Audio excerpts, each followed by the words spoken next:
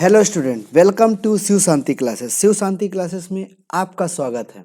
तो स्टूडेंट, इस वीडियो में हम अध्याय 9 समांतर चतुर्भुज और त्रिभुजों के क्षेत्रफल, ये है हमारा चैप्टर का नाम।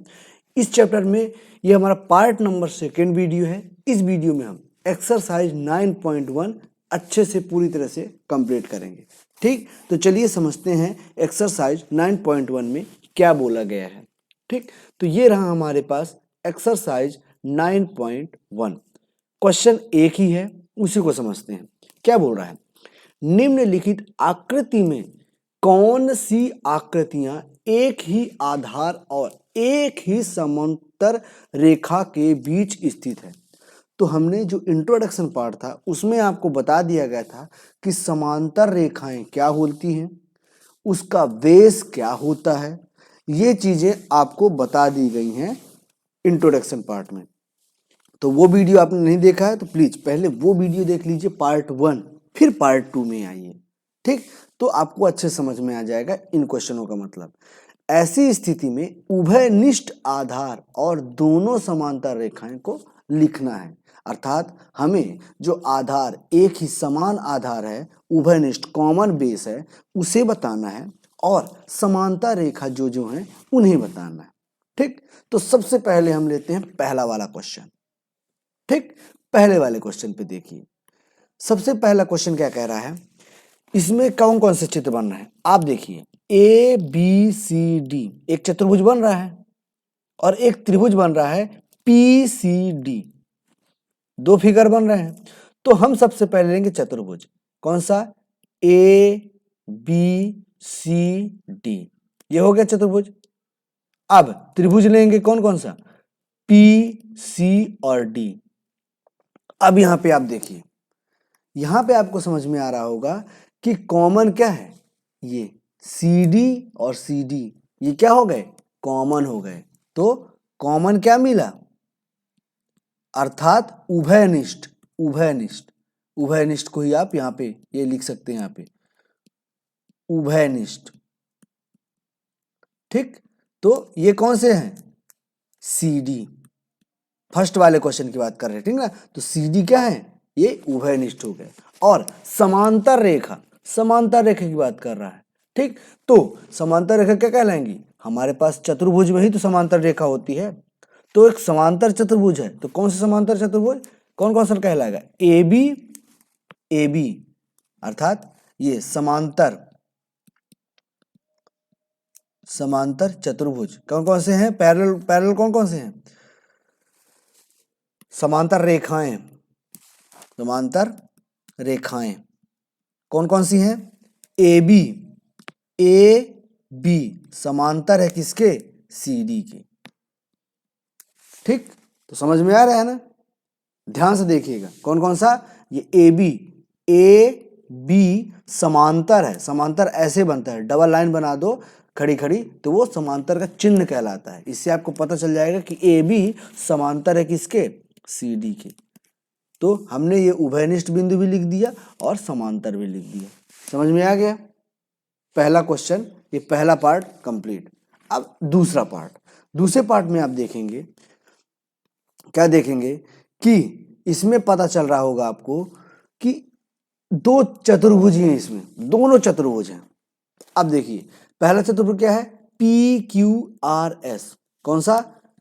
P Q R S. दूसरा चतुर्भुज क्या है? M N R S, M N R S, ये दोनों है। अब आप बताइए कि इन दोनों में बेस तो एक दिख रहा है S R, R S R S, लेकिन क्या इन दोनों का आपस में मेल है? क्योंकि ये तो इधर उठा है और एक उधर साइड है, तो ये एक दूसरे के ऊपर है नहीं।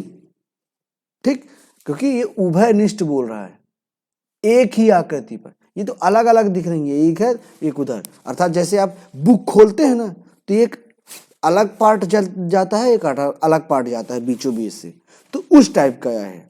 और ये क्या है? ये बंद बुक की तरह है, तो हमें दिखना चाहिए कि बंद बुक की तरह होनी चाहिए।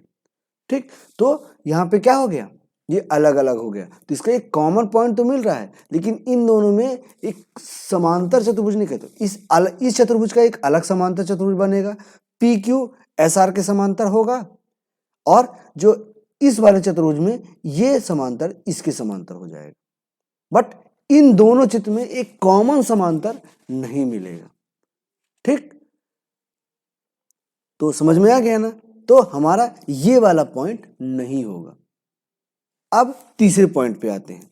तीसरे पॉइंट आपको दिख रहा होगा कि पहला क्वेश्चन और तीसरा क्वेश्चन एक ही जैसे हैं, लगभग एक ही जैसे हैं। क्यों?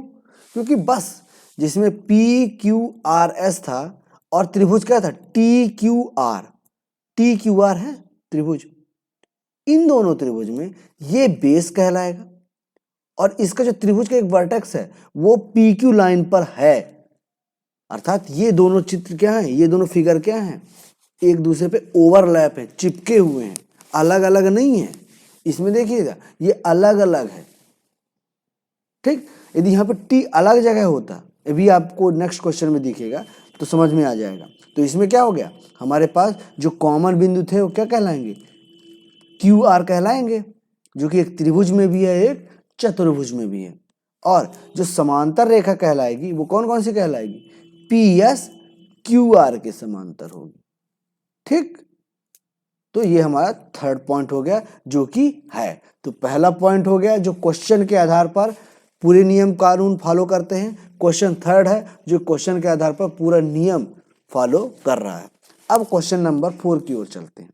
क्वेश्चन नंबर 4 क्या कह रहा है, इसमें कौन कौन से हैं, ए बी सी डी एक चतुर्भुज है। ठीक, और त्रिभुज क्या है, पी क्यू आर एक चतुर्भुज है, ये त्रिभुज है। तो ए बी सी डी चतुर्भुज, पी क्यू आर त्रिभुज। तो इसमें कोई कॉमन तो नजर ही नहीं आ रहा है, कोई भी कॉमन नहीं दिख रहा है। समांतर की तो बात ही छोड़ो, कोई कॉमन ही नहीं है। कौन कौन सा, यदि ए बी सी डी ले लिए और यहाँ पे पी क्यू आर ये त्रिभुज ले लिए। ठीक, अब इन दोनों में कुछ कॉमन दिख रहा है आपको, कुछ कॉमन ही नहीं है, कुछ उभयनिष्ठ ही नहीं है, तो हमारा ये भी नहीं होगा। ठीक, अब आते हैं पांचवें वाले क्वेश्चन पर। पांचवें वाले क्वेश्चन में क्या कह रहा है कि कौन कौन से चतुर्भुज, ए बी सी डी। ठीक, ये एक समांतर चतुर्भुज हो गया, और ए पी क्यू डी ये एक समांतर चतुर्भुज हो गया। अब आप देखेंगे तो इनका एक कॉमन बिंदु हो गया ए डी, इस वाले चित्र का, और दूसरा हमारा इस वाले चित्र का। इन दोनों में ये हमारा एक कॉमन बिंदु कहलाएगा, बिल्कुल कहलाएगा। तो यहाँ पे कॉमन बिंदु तो मिल गया, कौन, ए डी। और अब समांतर चतुर्भुज ये इसी पे लाइन पे है, ठीक है ना, इसी के लाइन पे है दोनों का, तो ये हमारे क्या कहलाएंगे, ये समांतर कहलाएंगे। तो कौन कौन सा समांतर कहलाएगा, ए डी समांतर हो जाएगा पूरा बी क्यू के, या कि फिर कह सकते हैं बी सी समांतर है पी क्यू के, बी सी ये भी समांतर है किसके, पी क्यू के। तो ये तीनों आपस में क्या हो जाएंगे, समांतर हो जाएंगे। ठीक, तो ये क्वेश्चन भी हमारा होगा।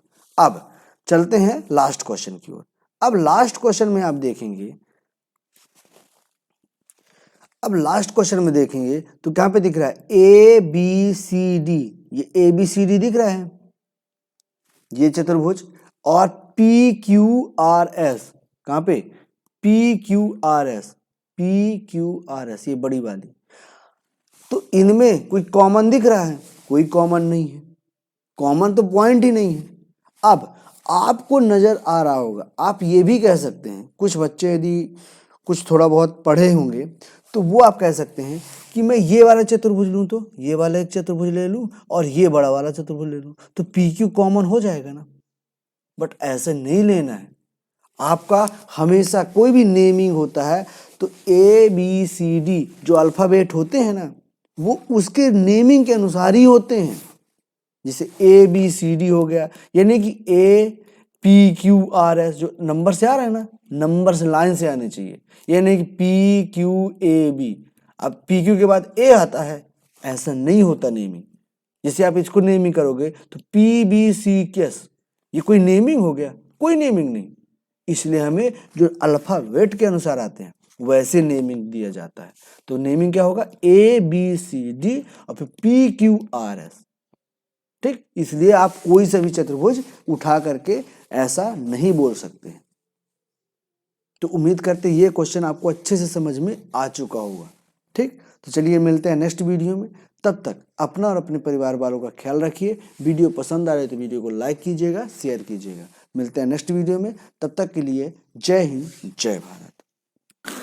न्यू स्टूडेंट चैनल को सब्सक्राइब कर लीजिए, बेल आइकन को प्रेस कर लीजिए, बेल आइकन पर ऑल पर क्लिक कर लीजिए ताकि सभी वीडियो के अपडेट आपको मिलते रहें।